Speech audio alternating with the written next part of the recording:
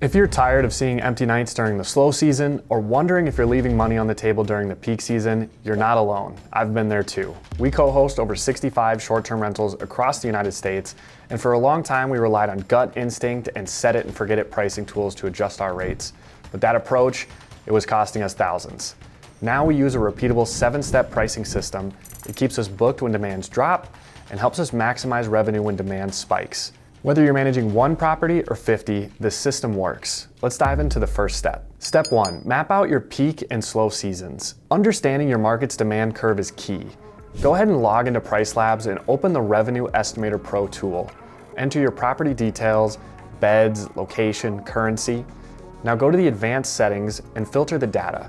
Find 5 to 7 comparable listings in your market. PriceLabs will use this data to generate a full year's revenue projection, month by month, based on real booking data. That's your demand curve, no more guessing. If you're considering midterm rentals in slow months, go to Furnish Finder and look up 5 similar properties in your area. Compare their monthly rent to your PriceLabs monthly estimates. PriceLabs does not include cleaning fees, so this is an apples to apples comparison. If midterm rental rates look better, less turnover, fewer costs, and more stable income, go to your pricing software or booking platform and set your calendar to a 30-day minimum stay and adjust your rates to a set nightly price. Adjust your monthly discount to match your desired monthly payout. We typically aim for about a 30% discount, so adjust your nightly rates accordingly. Be sure to market the property for about 60 days before the slow season for the best chance to secure a booking, and list your property on a few additional platforms like Furnish Finder, Zillow, and Facebook Marketplace for the best results. We tend to get most of our bookings for midterm rentals on Airbnb, but this additional help from these platforms is valuable. If you're 15 days out and still vacant, open your calendar to short-term rental guests and lower your rates gradually until booked. And don't forget to screen midterm rental guests with a lease, background, and credit check. We use TransUnion SmartMove. Guests pay about $50 each, and the process is very simple. For your lease, grab your state's lease template online and then go ahead and customize that with ChatGPT. Then you're gonna wanna send it over to an attorney for review. If midterm rental isn't right for your market, go back to those comps again and price yourself about 15 to 20% below them. Remember, not everybody gets booked, so don't be one of the ones left vacant. Step 2, premium pricing for peak seasons and event overrides. Peak season equals high demand equals high profit. When setting this up for the first time, we're just gonna use a placeholder for our base price. So go ahead and just select your recommended base price and we'll adjust this in a later step. Our peak season strategy is based on pricing your property 90% above your comps in your area. Why? As cheaper listings get booked, your listing becomes the smart option for late bookers. In PriceLabs, there are a few settings that will help us do this automatically. In your calendar, select Edit, then open the drop-down labeled All Customizations. We're gonna set our occupancy-based adjustments to aggressive, our demand factor sensitivity to aggressive, and our seasonality factor sensitivity to aggressive as well. This will anchor pricing 30 to 60% above your base rate based on things like market demand and occupancy. Now, let's talk major events. While most hosts raise their prices 30 to 40% above their average daily rates, we aim for 300 to 500%. Yes, you heard that right. We manually override PriceLabs way up, often 3 to 5 times our average daily rate. Why does this work? As inventory shrinks, your listing becomes one of the last available. This allows you to monopolize the market. From a consumer standpoint, hotel prices are increasing as dates get closer, and eventually your property starts to look like the best option for the value in comparison. For example, in Milwaukee during the Republican National Convention, similar properties to ours got booked for $600 to $700 a night, where we got booked for about $1,800 a night about 15 days before that event started. So you can see as dates get closer, hotels increase their prices and our property starts to look really attractive to these guests. Couple pro tips: track local events quarterly and raise your prices early.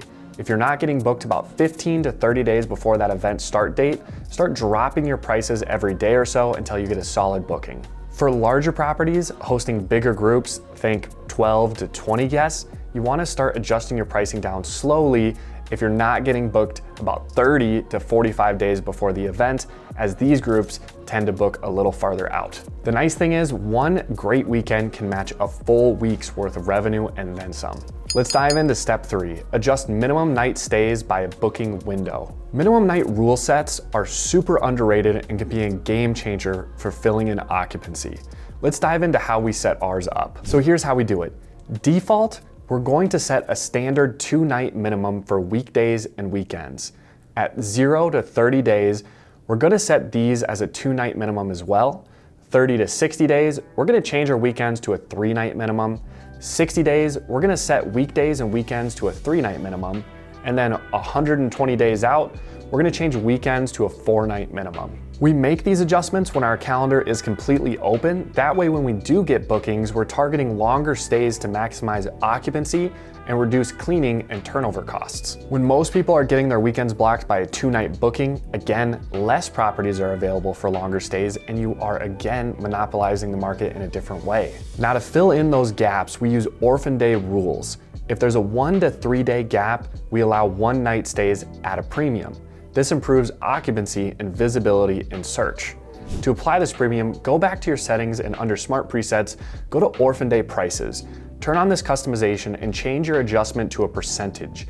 Add a 10% markup to weekdays and a 25% markup to weekends. Gaps we're gonna enter between 1 and 3 nights. Now, if we don't get booked, I'll show you when we start to apply manual discounts later. Now that that is all set up, let's move on to the next step. Step 4, manual price drops at 15 and 7 days. Automation gets us most of the way there, but at 15 days out, we're gonna manually drop our prices 8 to up to 30%. At 7 days out, we're gonna drop them all the way down to about 50%. This isn't about discounting your brand, it's about avoiding costly vacancies and adding an extra 15 to 30% more revenue each month while staying above your minimum price floor, which we will identify later. Step 5, far out premium strategy. Guests who book far in advance usually pay more for that peace of mind. We set a 20 to 40% premium on bookings 60 plus days out.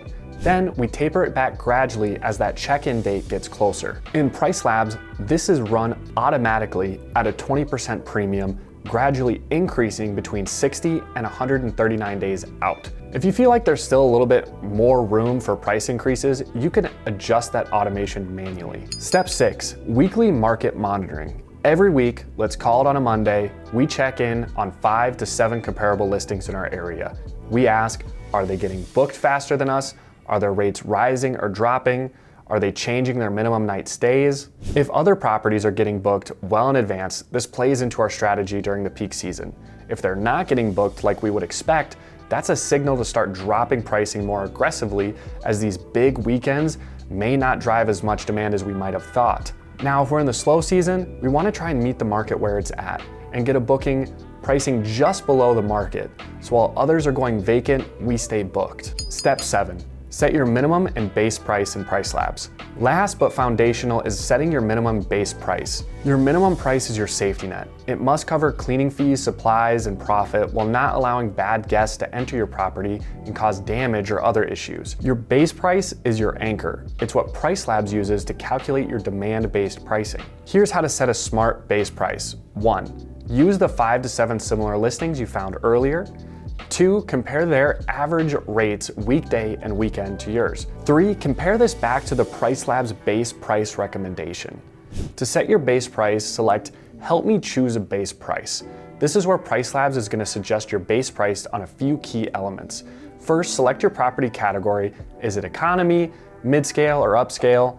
You can typically determine this by identifying how far down you are in your comparable properties list that we found earlier. If you're near the top, you're upscale. Middle, mid-scale, and so on. Now, under bedroom selection, this is where we are going to anticipate how our property compares to others' max occupancy. More heads and beds equals more revenue. If you have a 4-bedroom listing but have 1 to 2 additional sleeping areas, making it closer to a 5-bed selection, you could select both 4 and 5-bedroom options to average this out. Then select the recommended base price. If their suggestion feels low, adjust it upwards. If you're unsure, you could split the difference. Review this monthly, markets change, and so should your anchor. This step might not be glamorous, but it's where most hosts go wrong. This pricing system changed the game for us. Our co-hosted properties are now earning more than ever and standing out in their markets. If you're still pricing by gut or relying on default software settings, it's time to level up. Drop your pricing questions in the comments or head to divergentestates.com to learn how we can co-host your property using this exact strategy and more. Subscribe for more behind the scenes content, and I'll see you in the next one.